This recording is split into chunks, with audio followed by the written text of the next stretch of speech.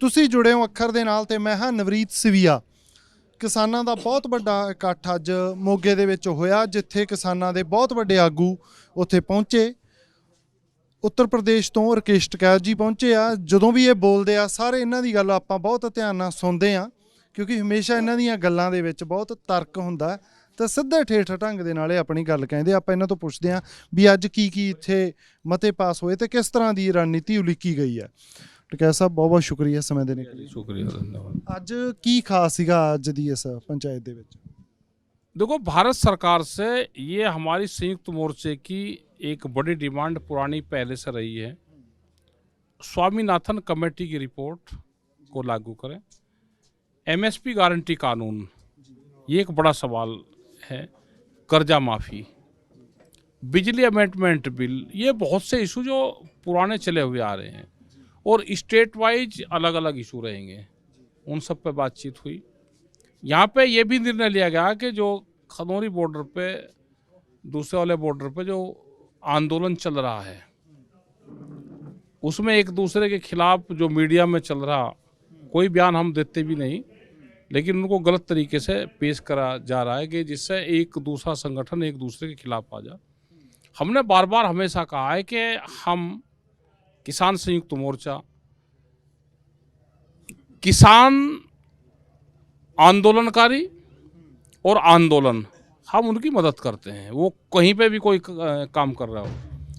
हमने हमेशा आंदोलन की और आंदोलनकारियों की मदद की, उसके समर्थन में हमेशा रहे। वो चाहे आंदोलन किसी का भी रहा हो, अगर वो किसान का है, हमारी जत्थेबंदी का भी नहीं है, किसी और का भी है, तो उसकी मदद करते हैं। ये यहाँ पे है कि कल एक 6 मेंबरी कमेटी यहाँ पे जाएगी और जो तालमेल कमेटी है और जितने भी मुद्दों पे सहमति बने उन पे सब पे लागू करें। ये ਕੱਲ ਤਾਲਮੇਲ ਦੇ ਲਈ ਉੱਥੇ ਤੁਸੀਂ ਜਾ ਰਹੇ ਹੋ। ਤੁਸੀਂ ਇੱਕ ਗੱਲ ਕਹੀ ਅੱਜ ਸਟੇਜ ਤੇ ਕਿ ਜਿੰਨੀ ਦੇਰ ਅੰਦੋਲਨ ਜਿੱਥੇ ਬੀਜੇਪੀ ਦਾ ਸ਼ਾਸਨ ਆ ਦੂਸਰੀਆਂ ਸਟੇਟਸ ਦੇ ਵਿੱਚ ਨਹੀਂ ਜਾਂਦਾ, ਉਨੀ ਦੇਰ ਉਹਦਾ ਕੋਈ ਉਸ ਤਰ੍ਹਾਂ ਦਾ ਫਾਇਦਾ नहीं होना। देखो, ये कहा है कि ये जमीन पंजाब की है, आंदोलन केंद्र सरकार के खिलाफ है, केंद्र सरकार का यहाँ पे कोई रोल नहीं है। ठीक है भाई, सुप्रीम कोर्ट ने भी क्या कहा, टेक्निकल उसको हमको समझना पड़ेगा। सुप्रीम कोर्ट ने भी ये कहा है कि पंजाब सरकार जो वहाँ पे आंदोलन कर रहे हैं, डल्लेवाल जी जो अनशन पे है, उनका ध्यान रखें। है केंद्र सरकार के खिलाफ, कहा इनको बल प्रयोग किसका करना पड़ेगा। अगर वे पुलिस का बल प्रयोग कर कर वहाँ से उठावेंगे तो झगड़ा किसका होगा, तो पंजाब पुलिस, नुकसान किसका होगा, पंजाब सरकार का, पंजाब के किसान का, यहाँ की पुलिस का। केंद्र तो बच रहा है ना। जब तक लड़ाई, संघर्ष, आंदोलन उनकी जमीन पे नहीं होगा, उनको हम साझा नहीं करेंगे। साझा करना जरूरी है उनको। संयुक्त मोर्चे की कल हमारी मीटिंग है, तो इसमें इस तरह का कोई साझा प्रोग्राम हो कि जिससे उन पे भी सीधा प्रभाव पड़े। आप तो पूरा देश घूमते हो, क्यों नहीं उठता बाकी देश में इतना बड़ा, जैसे यूपी की आप वाली साइड हो गई है। संयुक्त मोर्चा जो दिल्ली से इकट्ठा आया था, कोई भी कॉल देनी, संयुक्त मोर्चा या नया कोई बना तो सब किसानों को इकट्ठी कॉल देनी चाहिए। इकट्ठी कॉल नहीं गई, संयुक्त मोर्चा मूवमेंट में साथ में नहीं है। उसमें हमारे दूसरे प्रोग्राम चले हुए हैं। जब भी उनका कोई प्रोग्राम होता है, लाठीचार्ज कोई होता है, तो हम अपने अलग अलग तरीके से प्रदर्शन करते हैं। ये हमारा प्रोग्राम चले हुए हैं। कल भी मीटिंग है, आज भी मीटिंग हुई, पहले भी मीटिंग हुई, और सब उसमें पूरा संयुक्त मोर्चा पूरे देश भर में मीटिंग कर रहा है। मेरा सवाल तो यही सी कि पूरे देश के किसान क्यों नहीं उस तरह उठते जिमें भाई संयुक्त पूरा देश का किसान इकट्ठा नहीं है ना, अलग अलग बट गए, अलग अलग मोर्चेबंदी ने अब अपने धरने प्रदर्शन कर दिए। तो किसके साथ जाएं भाई, देश का किसान किसके साथ जाएं? जब जत्थेबंदियां वही सब इकट्ठी नहीं रही तो देश के किसानों पे ये करना कि देश का किसान क्यों नहीं उठ रहा। जब से दिल्ली से वापसी आए 700 से ज्यादा नए किसान संगठन तो उत्तर प्रदेश में बने, अपने ये भी स्टेज पंजाब में बने, कर्नाटक में बने।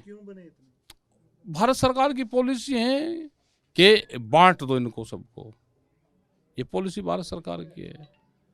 भाई 5,000 रुपये देगा, कोई रजिस्ट्रेशन करवा लेता है। कुछ किसानों को उसने जोड़ दिया, कुछ वहां बैठे, और अब तो किसान एक दूसरे के खिलाफ बोलने लगे। पहले इस तरह की वो चीजें नहीं थी। आज कुछ सरकार के पक्षधर हैं, वे सरकार के पक्ष में बात बयान देते हैं, तो जिससे किसान का मोरल भी डाउन हो रहा है। मेरा आखिरी सवाल ही है कि आपने एक, हालांकि आपकी स्टेटमेंट को आपने भी बोला कि थोड़ा तोड़ मरोड़ के मीडिया ने पेश किया, आपने बोला कि जो खनौरी बॉर्डर पे धरना लगा है, मीडिया में तो ऐसे ही आया जहां तक हमने सुना कि उसका फायदा सेंटर को हो रहा है। नहीं नहीं, ये नहीं कहा हमने। हमने ये कहा कि अभी जो वो आंदोलन है वो पंजाब में है, उसका पूरा नुकसान पंजाब को हो रहा है। भारत सरकार को उसका कोई नुकसान अभी नहीं हो रहा, ठीक है, क्योंकि जब तक हम उनकी जमीन का इस्तेमाल नहीं करेंगे, अपने जमीन पर उन्होंने बैरिकेटिंग कर ली है। हरियाणा के लोग क्यों इकट्ठे नहीं हुए? संयुक्त मोर्चे में जब पंजाब की जत्थेबंदी पहले वाले मोर्चे में इकट्ठी गई तो पंजाब पूरा एक था। आज पंजाब भी बटा हुआ है। अगर पंजाब आज हो जाए तो उस विचारधारा के लोग जो संयुक्त मोर्चे के खाप पंचायतें हरियाणा में है तो वे उठ खड़े हो जाएंगे सारे। मोर्चा तोड़ने की जरूरत ही नहीं, मोर्चे के लोग वहां पर मौजूद हैं।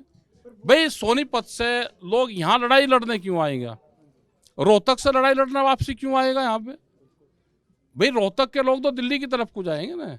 अगर संयुक्त मोर्चे की कोल हो, इकट्ठा हो, कोई चीज भी, हमने आज भी कहा है कि जो हो गया वो भी हो गया। अब 10 महीने से धरना लोग दे रहे, 11 महीने हो गए अमन अनशन पे।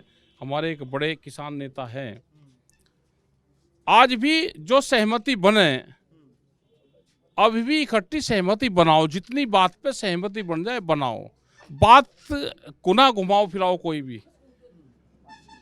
जितनी सहमति बने उतनी पे सहमति बनाकर आगे की लड़ाई लड़ जाए। हम लोग इकट्ठा नहीं है तो देश के किसान को नुकसान है।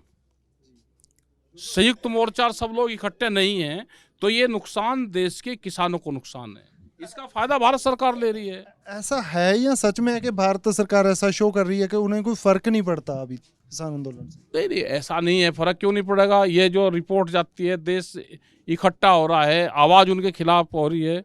ये कोई सरकार और पार्टी थोड़ा है। ये जिनकी आज सरकार है वे कोई पार्टियों की सरकार नहीं किसी की।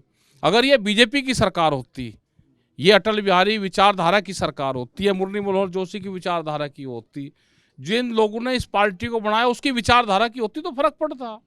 ये तो व्यापारी है, एक पार्टी पे व्यापारी के गैंग ने कब्जा कर लिया पूंजीवाद ने। ये तो उनकी है, ये तो लुटेंगे और चले जाएंगे। कहाँ ही पार्टी जाओ, कोई इनके नेता कहीं जाओ, किसी को कहीं जाओ, ये तो सबसे पहले अपने नेता को भी मारते हैं। जो ये नेता नहीं बनने देते अपने वहाँ पे भी, ये उसी को नेता को मारते हैं। कोई नेता बताओ, कोई इंडिविजुअल कोई बयान दे सकता है उनके खिलाफ? मदद सारे करते हैं। अगर वे सारे जो बीजेपी के लोग हैं वे क्या सरकार की बात को सबको मान रहे हैं? अगर वे मान रहे हैं तो बताओ कौन इसका फायदा नहीं ले रहा आंदोलन का? अपना 10 साल पुराना ट्रैक्टर एनसीआर में बीजेपी के लोगों ने किसने खड़ा करा? सारे चला रहे हैं। वे बिजली के मीटर क्या सबने उत्तर प्रदेश में लगा लिए? क्या इसका फायदा वकील, हकीम, जज और वो नहीं ले रहे? क्या दिल्ली में जो गाड़ियां हैं नुकसान उनको नहीं हो रहा? जज की गाड़ी, डॉक्टर की गाड़ी, वकील की गाड़ी कितनी चलती है? एक टीचर की गाड़ी कितनी चलती है 10 साल में? 40, 50, 60 हजार किलोमीटर 10 साल में उसको बेचनी पड़ेगी वो गाड़ी। उसको नुकसान कितना है? क्या उनको नुकसान नहीं हो रहा? वे सब हमारे साथ आंदोलन में सब लोग साथ हैं। वे आएंगे नहीं, लेकिन उनकी विचारधारा साथ में देश में वैचारिक क्रांति होगी। और दुनिया में वैचारिक क्रांति सबसे बड़ी क्रांति है। बहुत बहुत धन्यवाद। तो ਤੁਹਾਡਾ ਬਹੁਤ ਬਹੁਤ ਸ਼ੁਕਰੀਆ, ਤੁਸੀਂ ਇਸ ਵੀਡੀਓ ਦਾ ਹਿੱਸਾ ਬਣੇ। ਚਾਹੁੰਦੇ ਵਾਸਤੇ ਰਹੋ।